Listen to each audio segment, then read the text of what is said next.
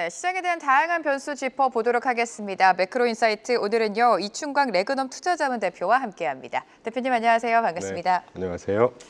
네, 미국 시장 이야기를 좀 해보도록 하겠습니다. 지금 본격적인 실적 시즌 속에 빅테크 기업들은 줄줄이 호실적을 좀 발표를 하고 있습니다.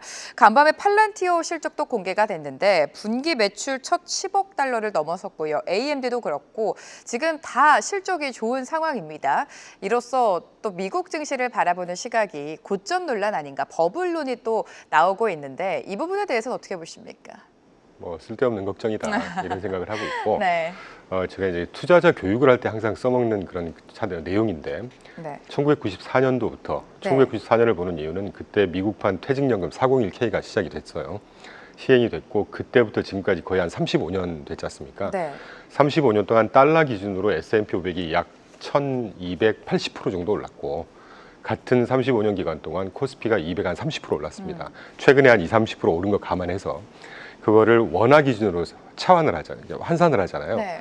원화 기준으로 35년 동안 S&P 500이 2300% 정도 올랐고, 자 그러면 35년 내내 얼마나 많은 고점 논란, 가격 부담 논란, 밸류에이션 논란이 있었을까요? 그걸 항상 깨고 올라오고 올라왔던 게 미국 시장이고, 사실 저는 이제 이런 식의 어떤 숫자 가지고 얘기하는 걸 좀 잘 안 드리려고 하는데 네. 그런 말씀 좀 드리고 싶고, 지금 뭐 띄워주실지 모르겠지만 아까도 언급해 주셨던 빅테크, 사실은 뭐 아마존, 테슬라, IBM 정도가 가이던스가 좀 안 좋고, 테슬라는 좀 얘기가 다릅니다. 네, 워낙 네. 계속 추세적으로 안 좋기 때문에.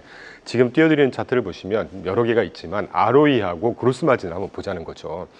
애플의 ROE가 지금 1380% 정도 되고요.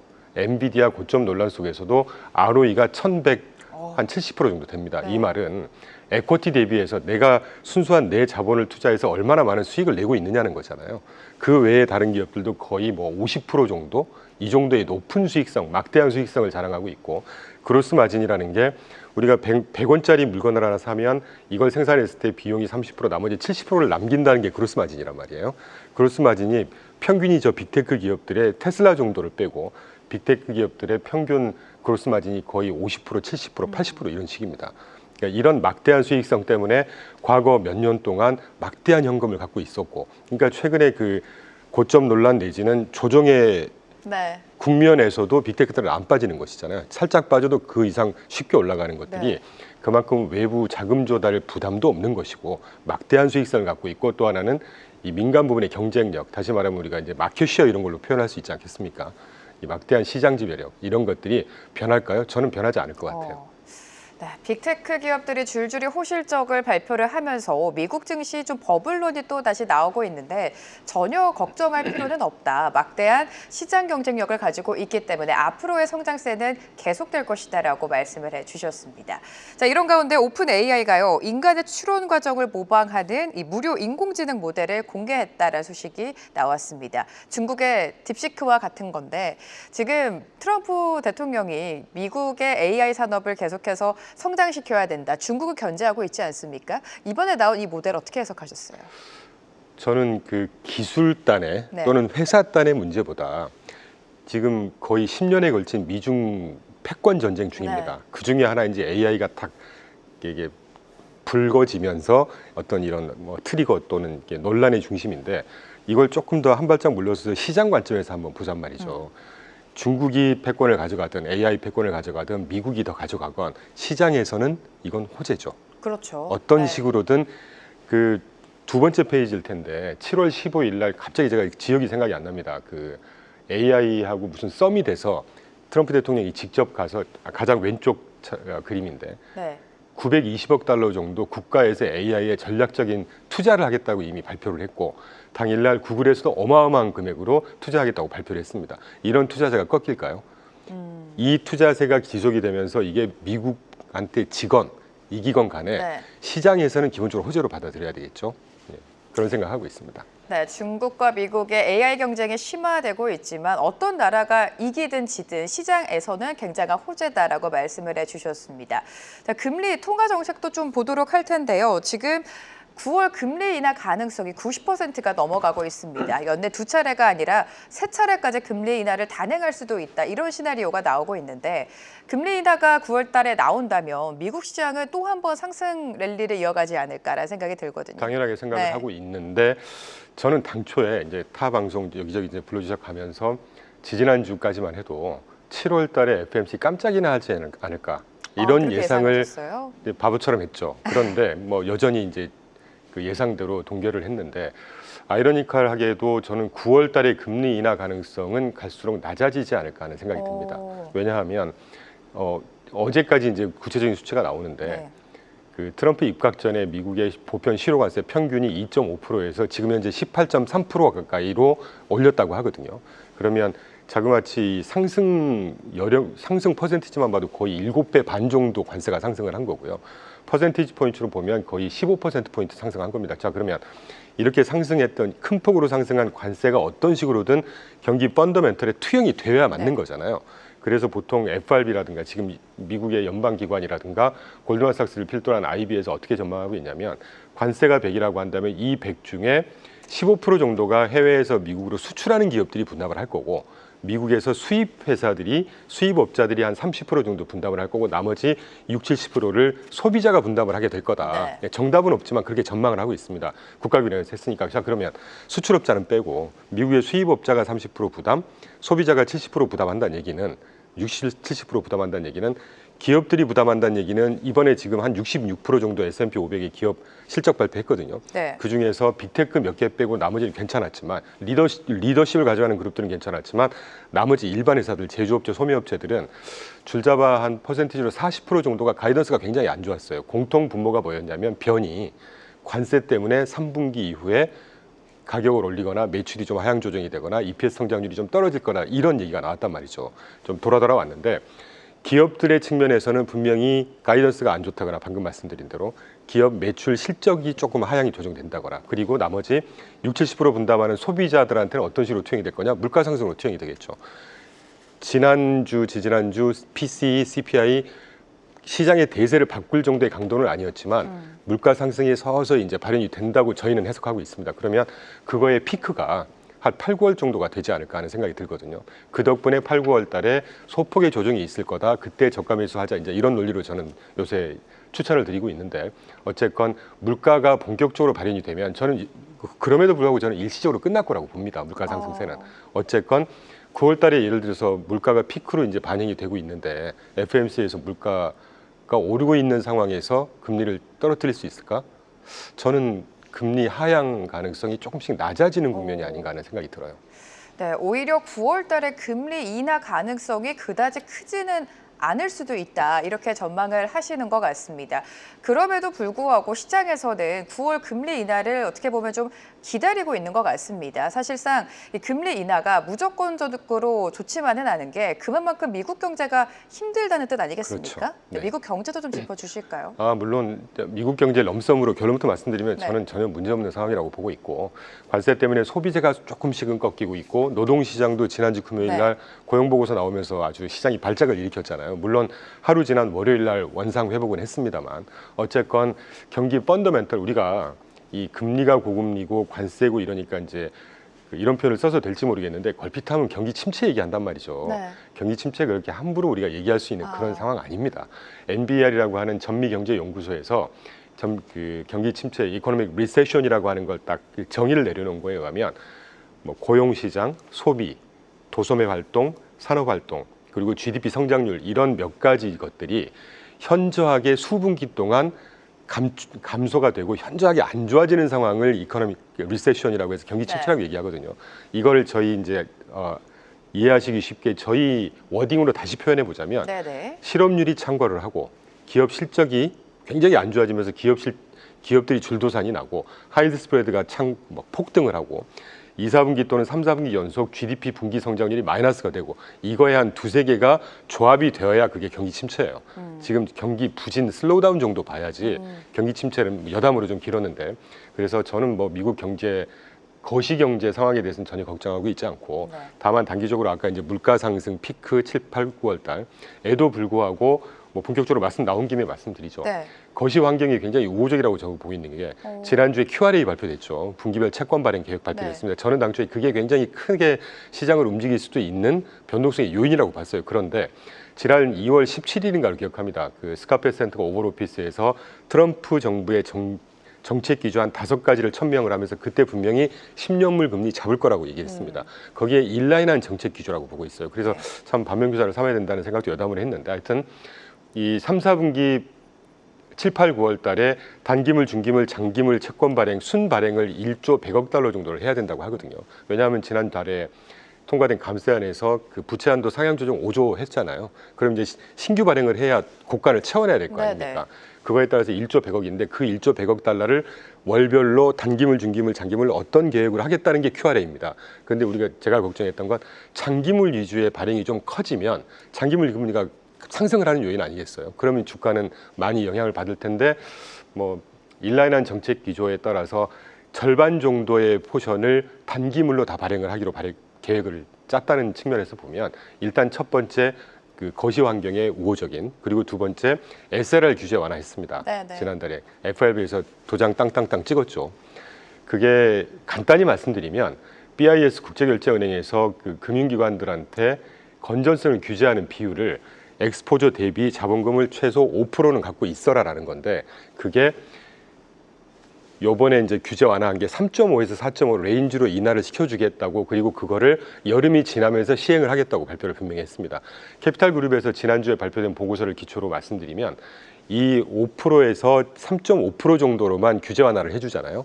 그러면 미국의 은행들에서 미국의 자산, 뭐 주식, 채권 할 거 없이 모든 자산을 신규로 살 수 있는 외국인 투자 빼고 국내 미국의 은행들에서만 적게는 5조, 크게는 10조 정도의 신규 매수 여력이 생깁니다.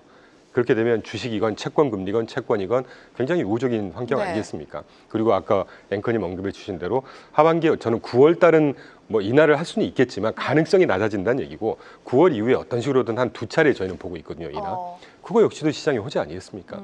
그런 것들 저런 것들을 대표적인 3개만 말씀드렸는데 거시 환경이 굉장히 우호적이다. 저는 그런 생각을 하고 있고, 분명히 트럼프 정부는 그렇게 만들 거예요. 왜냐하면 내년 11월 3일 날 중간선거 있잖아요. 이게 말이 중간선거에 총선거 하는 겁니다. 상원 3분의 1, 하원 의원 전부, 주 지방정부의 주무장관 3분의 2가 다 선거에 돌입을 해요.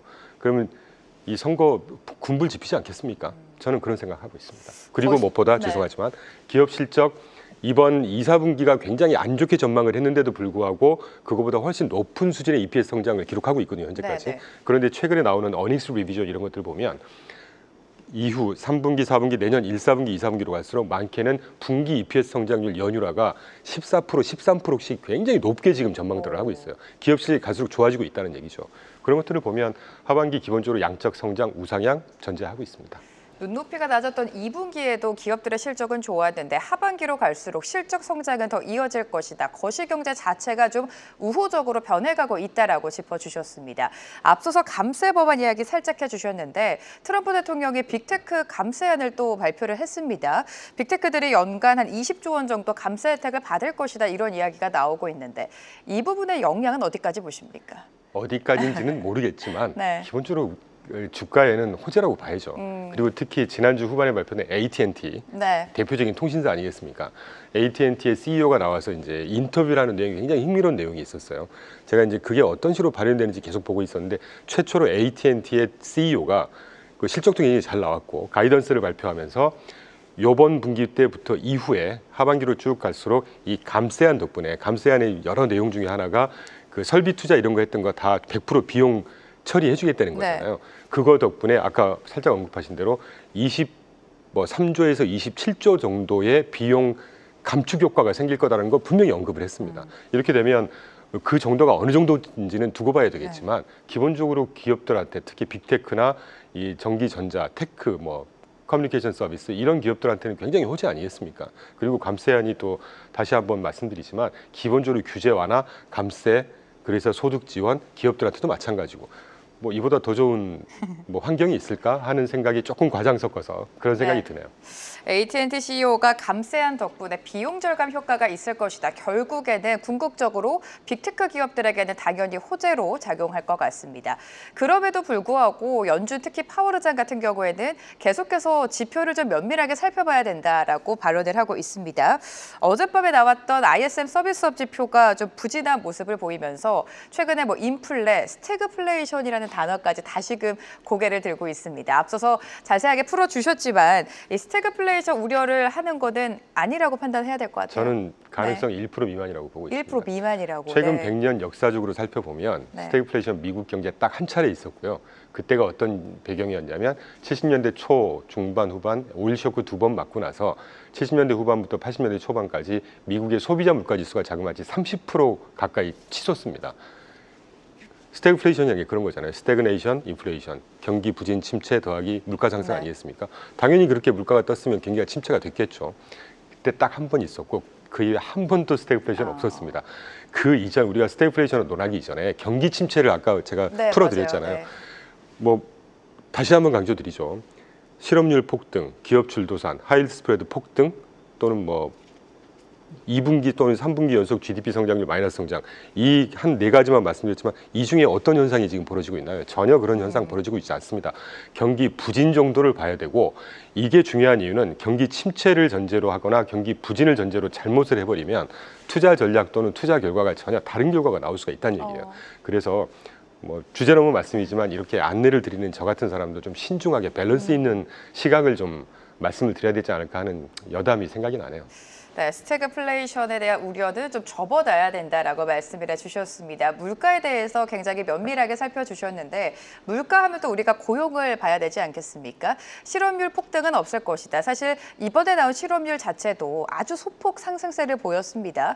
하지만 이전 고용의 이 수정치가 하향 조정됐다는 점이 투심을 좀 위축시킨 것 같은데 고용 시장은 어떻게 보세요, 대표님? 굉장히 어렵죠. 네. 미국에서 가장 중요한 두 개를 꼽으라고 한다면 거시지표 고용시장 소비입니다. 뭐 소비는 아직까지 나쁘지 않습니다. 조금씩 이제 네. 감속을 하고 있긴 하지만 고용시장 좀 비중 있게 다뤄보죠.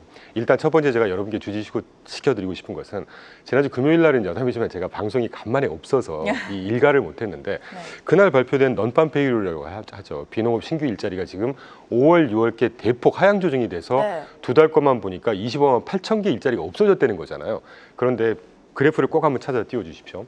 그 회색 그래프일 텐데 제가 회색 국면에다가 빨강 점을 한 5개 찍어놨거든요. 지금 아직 안 띄워지고 있는데 하여튼 네. 결론부터 말씀드리면 네. 이 여름 시즌이 항상 일자리가 급감 내지는 이게 쑥쑥 좀 줄어드는 계절성이 있어요.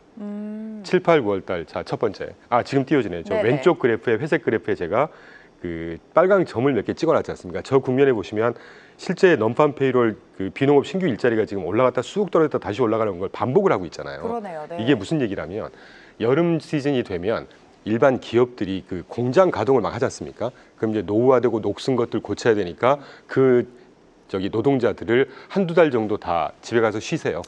이게 실업률로 잡히고요. 네. 우리나라하고는 다르게 미국의 교사분들은 여름 방학, 겨울 방학 때 실직자로 전환이 됩니다. 우리나라는 실직자 전환 안 되잖아요. 네네. 미국은 그렇게 돼요. 그래서 계약이 되면 다시 계약하고 이런 것들이 계절성과 더불어서 한꺼번에 이번에 발생이 된 게 계절적인 아니라. 이유도 있었다. 네. 그래서 조심스럽지만 다음 달에 발표되는 이제 비농업 신규 일자리는 지금보다는 대폭 좀 개선되는 걸로 나오지 않을까 하는 생각이 들고 하여튼 어쨌건 또 하나는 이 우리가 노동시장 관련한 지표 한 4가지가 있습니다. 대표적으로 발표한 게 고용보고서, ADP 민간고용보고서, 절투보고서라고 하죠. 구인 이직 보고서, 그리고 개인적으로 제가 가장 중요하게 보는 주간 실업수당 청구 건수입니다. 근데 이 4개 중에 주간 실업수당 청구 건수가 가장 비교적 잘 보여주고 정확해요. 이 추후에게 조정하는 폭도 굉장히 작고, 근데 이번에 보면 고용보고서 빼고 나머지는 일자리가 급감을 했다거나 이런 사인이 없었단 말이에요. 안정화되고 있고 조금 타이트해지고 있긴 합니다. 그게 아까 경기 말씀드린 것처럼 경기 침체로 볼 거냐, 경기 부진으로 볼 거냐, 저는 슬로우 다운, 부진으로 볼 거다, 봐야 된다라는 말씀을 좀 드리고 있고, 어쨌건 이게 또 중요한 것은 제가 아까 모두의 물가 걱정된다고 말씀드렸잖아요. 고용시장이 중요한 이유는 일자리가 줄어들고 고용 상태가 조금 더 타이트해지면 급여 생활자들의 숫자가 어떻게든 줄어들고 타이트해진다는 얘기는 임금 상승률도 떨어진다는 얘기겠죠. 그러면 소비율이 같이 떨어지는 거 아니겠습니까? 우리가 경제학적으로 인플레이션 세 가지 봅니다. 수요가 굉장히 폭발적으로 증가해서 물건 사는 물건 가격이 올라가는 디맨드 풀, 수요 견인 인플레이션이라는 게 있고, 원자재 값들이 폭등을 해서 아주 안 좋은 인플레이션이죠. 비용 상승 인플레이션이라는 게 있어요. 그리고 이런 인플레이션 구간에서 기업들이 마구마구 막 가격을 올려버립니다. 네. 프라필 레디 인플레이션이 있는데, 그런 측면에서 디맨드 풀, 지금 이제까지 말씀드린 실업 또는 고용 시장이 조금 더 쿨다운하고 있다는 얘기는 이 디맨드 쪽이 조금 더 약화된다는 얘기잖아요. 수요가 약화된다는 얘기는 물가 상승 압력이 좀 떨어진다는 얘기 아니겠습니까? 이제 이런 것들을 고려했을 때 아까 제가 관세 발현이 물가로 되긴 되겠지만 그렇게 일시적으로 끝날 거라고 보고 그 강도가 그렇게 심각하진 않을 거다라고 생각을 하고 있는 것이죠. 네, 미국의 고용을 볼 때 여러 가지 체크할 만한 지표가 있습니다. 대표님께서 가장 중요하게 생각하시는 주간 실업수당 청구 건수를 보면 일자리가 급격하게 감소하는 부분은 그 신호는 아직까지는 없다라고 말씀을 해주셨습니다. 미국 경제가 그렇게 크게 둔화되지는 않을 것이다라고 전망을 하고 계신 것 같은데. 소폭의 둔하긴 하지만. 소폭의 둔하긴 하지만요. 네, 국채 금리도 좀 살펴보도록 하죠. 최근 금리 인하 가능성이 커지면서 국채 금리도 좀 하락하는 분위기가 연출이 되고 있는데 미국 국채는 어떻게 보십니까? 저는 사실은 미국 경기가 이제 어떻게 되는지에 따라서 그 레벨을 정해야 될 텐데, 먼저 말씀드리고 싶은 건 이 국채, 특히 이제 시장 금리에 영향을 미치는 게 얼마나 많겠습니까? 변수가 수백 가지겠죠. 그렇죠. 그중에 대표적인 걸 세 개 딱 꼽으라고 한다면 수급 상황, 물가, 경기 성장세입니다. 지금 수급은 문제 없는 것 같아요. 그리고 수급은 아까 SLR 규제 완화 이런 거 말씀드렸기 때문에 수급은 굉장히 탄탄할 거고, 물가 상황이 일단 살짝 우려되고, 그래서 이런 것들을 감안해서 경기 성장세가 꺾일 거냐, 얼마나 꺾일 거냐에 따라서 이제 정해지는데, 총량 개념으로 보면 지금 일단 트럼프 정부의 그 정책 스탠스 자체가 이 금리, 시장 금리를 안정시킴으로써 경기의 훈풍을 일으켜주고 국민들한테 생활의 질을 뭐 이렇게 개선시켜주겠다 이런 거기 때문에 하향 안정화는 되겠지만 사실은 뭐 송구한 말씀이지만 지금 이게 뭐 3.5%까지 갈지 3%대가 보일지는 두고 봐야 되겠어요. 그렇지만 지금 4.5 가까이 갔다가 4.2로 떨어졌는데 이게 최소한 뭐 4%대 초반, 뭐 3% 후반대까지는 하향 안정화 되지 않을까 하는 생각이 듭니다. 네, 국채에 대해서도 짚어주셨고요. 미국 시장으로 다시 돌아와서 우리가 올해 상반기를 복귀해 보면 셀 아메리카라는 이야기가 나오면서 많은 유동성이 아시아 증시로 좀 갔던 것 같습니다. 하반기에 다시금 미국 시장에 유동성이 들어올 수도 있다, 이런 전망이 있는데 어떻게 보십니까? 저는 이미 그 징후를 발견하고 네. 있습니다. 죄송합니다. 네. 그 갖고 온 차트 왼쪽일 텐데, 사실 이 미국으로 이렇게 투자 자금이 들어온다는 얘기는 파이프라인이 굉장히 많을 거 아니겠어요. 그러니까 이게 보통 보면 한 2, 3개월 지난 다음에 2개월 전에 얼마나 들어왔다 이런 게 발표됩니다. 그런데 지지난주 보니까 유일하게 모닝스타에서 딱 하나 발표한 게 왼쪽 바 차트인데, 지난 4월 달에 한 4, 500억 달러 정도의 미국발 자금 유출이 있었어요. 그런데 지난 5월 달에 저 빨강색 제가 동그라미 씌워놓은 부분이 600억 달러 정도의 채권 자산 위주로 갑자기 폭등을 합니다. 그러니까 월별 차이를 보시면 거의 1000억 달러 정도가 돈이 들어온 거예요. 이런 것들 미뤄보고, 그다음에 그 오른쪽 그래프가 민간 부분의 투자세를 보여드리는 것인데, 파란색이 외국인들이 미국 설비 투자든 뭐든 얼마나 하고 있느냐를 보여드리는 것인데, 연초에 좀 빠졌다가 가장 오른쪽 끝에 보시면 살짝 올라가고 있거든요. 지금 뭐 들쭉날쭉은 하긴 하지만 이런 것들 보면 뭐 미뤄 짐작했을 때 미국발, 우리가 연초에 그 관세 때문에 이제 셀아메리카고 미국의 채권이 끝났고 뭐 이런 얘기가 많았었지 않습니까? 그런 것들을 불식시키는 자금의 흐름이 이미 지금 징후가 되고 있다는 측면에서 보면 뭐 우호적인 것 같습니다. 이미 미국 시장 안에 유동성이 좀 들어오고 있다라고 표현해 주셨고, 그 안에 중심에는 당연히 빅테크 M7이 있겠죠. 앞서서 빅테크 같은 경우에는 절대적인 시장 지배력을 갖고 있다라고 말씀해 주셨는데, 테슬라는 조금 다른 이야기다라고 언급을 해 주셨어요. 테슬라를 봤을 때 뭐 오너 리스크를 제외하더라도 전기차 판매량, 특히 유럽 시장에서도 최근에 전기차 판매량이 좀 줄어들고 있는데, 주가 회복과 함께 테슬라는 어떻게 보십니까? 뭐 죄송한 말씀이지만 저는 테슬라에 대해서는 조금 신중하게 접근해야 된다라는 생각을 하고 있습니다. 일단 EPS 성장률, 우리가 매출은 주가의 장기 흐름을 대변하고요.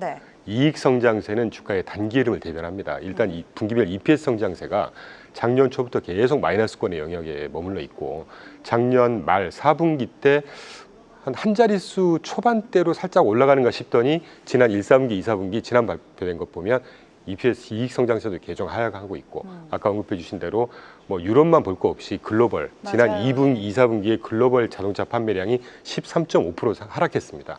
그 추세가 바뀔까요?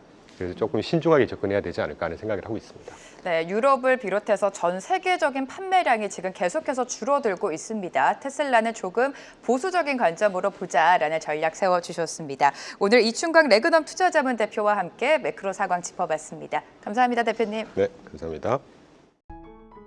계속해서 다양한 경제 이슈를 알고 싶다면 구독과 좋아요, 알림 설정 부탁드립니다. AI 캐스터 권미정이었습니다.